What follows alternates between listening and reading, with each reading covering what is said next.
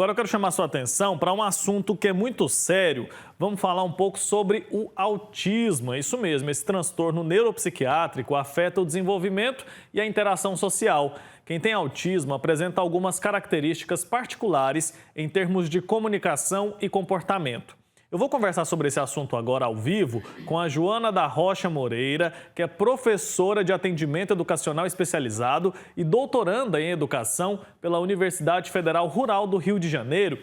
Ela está conectada aqui com a gente. Bom dia, professora, bem-vinda. Bom dia. Então, quais são os aspectos ali, os sinais, sintomas do autismo e o que os pais, os cuidadores e os educadores devem ficar atentos? O transtorno do espectro autista é um transtorno do neurodesenvolvimento que afeta a comunicação, a interação social e apresenta padrões repetitivos. Então, assim, desde bem tenra idade, é possível a gente identificar alguns sinais, né, com relação a contato visual, contato físico, incômodo com barulhos. Existem várias questões que vão se apresentando que podem ser, né, tanto que o diagnóstico às vezes demora a ser fechado, porque existem outras questões que podem apresentar essas características. É muito comum, né, a forma de brincar diferenciada, você não dá uso funcional ao brinquedo, né, eles costumam se interessar muito por objetos que giram, né, então ao invés de você brincar com o carrinho de forma convencional, vai brincar só com a roda, né, prestar muita atenção em movimentos como o ventilador, né, coisas que estão sempre dentro de um mesmo padrão. Outra característica comum é o atraso na fala, né? A fala, quando começa a acontecer, apresentar ecolalia, né? Que é a repetição de palavras, de frases. Às vezes elas estão contextualizadas, às vezes não. É comum repetir trechos de desenho, trechos de filme, seletividade alimentar. Existem várias características, o caminhar, a marcha na ponta dos pés, vários sinais que a gente pode ficar atento.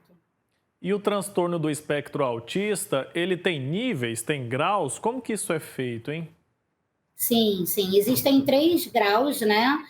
E o que acontece? Você pode estar dentro de um grau, tá? Na área da comunicação, né? Você pode ser grau 3, né? Ter uma dificuldade severa, e você na parte de interação de padrões repetitivos não está no grau 3, está no grau 1. Tanto que a gente chama de espectro, né? A gente não vai encontrar nunca uma pessoa com autismo igual a outra. Até porque antes da questão do autismo existe um indivíduo, né? Assim como nós somos pessoas diferentes, eles também são. E além, né, dessa individualidade, por serem pessoas diferentes, dentro do espectro também é possível. Então, assim, é muito comum a pessoa falar assim, mas às vezes ele nem parece autista, porque ele faz contato visual. Não é regra que a pessoa com TEA não vai fazer contato visual, né? A pessoa gosta de conversar, às vezes gosta de contato físico, né? O que é importante a gente entender existe um desenvolvimento atípico, né? Um desenvolvimento diferenciado na área da comunicação, da interação social e essa questão ligada à rotina, né? Os padrões repetitivos, movimentos estereotipados, também é uma outra questão que é muito comum as mães perceberem, né? Logo no início, normalmente são movimentos repetitivos com as mãos e, enfim, é possível você estar no nível 1 numa questão e estar no nível 3 na outra. E através das terapias, dos tratamentos, né, da interação, de todo o trabalho que é feito, de todas as abordagens, você consegue modificar, né, o nível que você está. Você pode estar no 3 e passar para o 2, assim como uma negligência pode levar uma pessoa do 1 para o 3. Entendi. Tá explicadíssima essa questão, viu, professor? Até agradeço mais uma vez pela sua presença aqui. Mas só para a gente entender um pouco melhor, a pessoa ela nasce com o transtorno do espectro autista, correto? E aí essa pessoa, ela começa a apresentar esses sinais, esses sintomas desde cedo? Desde quando? Então, é muito comum as mães também relatarem, né, a família, que ele começou a falar e depois houve uma regressão. Isso pode acontecer.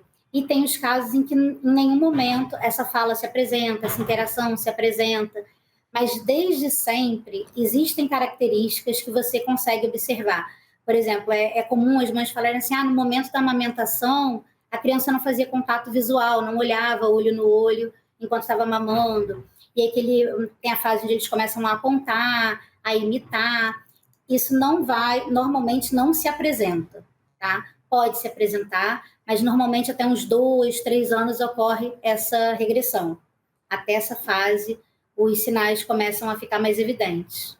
Até certo tempo atrás, a gente ouvia muito pouco se falar sobre o autismo. Agora parece que está mais comum, a gente fala mais sobre esse assunto, a gente tem uma compreensão um pouco melhor. E muita gente está sendo diagnosticada tardiamente. Como que a pessoa pode iniciar um tratamento depois da vida adulta?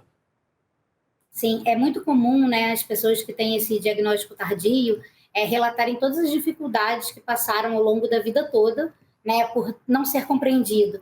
Era aquela pessoa que era extremamente tímida, aquele que era rotulado como uma pessoa esquisita, porque tinha uma relação social, né, questões comportamentais atípicas. E o tratamento, ele é o mesmo para as crianças, né? Ele já vem, é lógico, para um adulto, né, que conseguiu de alguma forma se inserir na sociedade, né, consegue trabalhar, constituiu família, fez as coisas, ele vai precisar da mesma forma de um acompanhamento, né, psicológico. Existem casos que mesmo na vida adulta você começa a fazer uso de medicação, né, para questões que te incomodam demasiadamente, que as abordagens terapêuticas não dão conta. Então, assim, o tratamento, tanto para o adulto, né, que recebe um diagnóstico tardio, um jovem, é o mesmo para a criança, exceto quando você já tem uma fala, né, desenvolvida, e as questões relacionadas a fono não é mais necessário, a terapia ocupacional, né, que vai trabalhar as questões do dia a dia, também podem não se fazer mais necessário. Mas nada é regra, né? A gente vai avaliar cada pessoa, cada indivíduo, cada necessidade, as especificidades para fazer os encaminhamentos, né, dentro de uma equipe multidisciplinar, entender quais são as abordagens necessárias para aquela pessoa. É isso que a gente percebe sempre que a gente trata desse assunto, né, professora? A gente identifica que não dá para pegar todo mundo e colocar no mesmo bolo ali, né? Cada pessoa tem uma vivência diferente e isso acaba influenciando de uma maneira muito intensa, né, nessa questão de lidar com o transtorno do espectro autista. E no caso da escola, como é que as escolas brasileiras estão se adaptando para tratar desse assunto, para acolher de forma mais humanizada e mais eficiente as pessoas que têm o autismo? Mais uma vez, né, a gente recebe cada estudante e a gente vê quais são as características, as especificidades, quais são as dificuldades, né, para aquele estudante estar dentro do ambiente escolar. Os desafios são muito grandes, porque uma das questões, né, bastante presentes nas pessoas com transtorno do espectro autista é a questão sensorial, né, a desordem no processamento sensorial. Então, é possível que você tenha uma hipersensibilidade sensorial, né, o que vai fazer com que todos os estímulos que você recebe sejam processados de forma mais intensa, ou uma hipossensibilidade sensorial, que é o inverso, né? Você não vai receber aqueles estímulos como a gente recebe. Então, assim, você pensar num ambiente escolar, né, que é um ambiente com muitas pessoas. Então, um ambiente com muitas pessoas acaba sendo um ambiente muito ruidoso, muito cheio, quente, né? E, então, para você que processa todos esses sentidos de forma diferenciada, é um desafio muito grande. Então, assim, o que a gente precisava para conseguir atender melhor esses estudantes seria uma modificação no sistema educacional, né? O que a gente vai fazendo hoje é encontrar caminhos, né, dentro de um espaço cheio de adversidades. É comum a gente solicitar o uso de abafadores, né, porque a questão do ruído costuma ser o maior incômodo para eles, né, mas também tem a questão visual, a questão do olfato. O refeitório é um dos espaços da escola onde eles costumam ter desafios muito grandes, porque quando você entra no refeitório, você tem um quantitativo de pessoas grande, muito próximas, você tem o cheiro da comida, você tem uma temperatura elevada, você tem muito barulho. Então, assim, é necessário políticas públicas, né, para a gente pensar um outro formato do sistema educacional inteiro, que na verdade não vai beneficiar só o estudante que está dentro do espectro, e sim todos os outros estudantes. Perfeito. Professor, obrigado, viu, pelo seu tempo aqui com a gente, por compartilhar tanto conhecimento. Até uma próxima oportunidade, viu? Um abraço. Eu que agradeço. Tchau, Bom tchau. dia. Bom dia.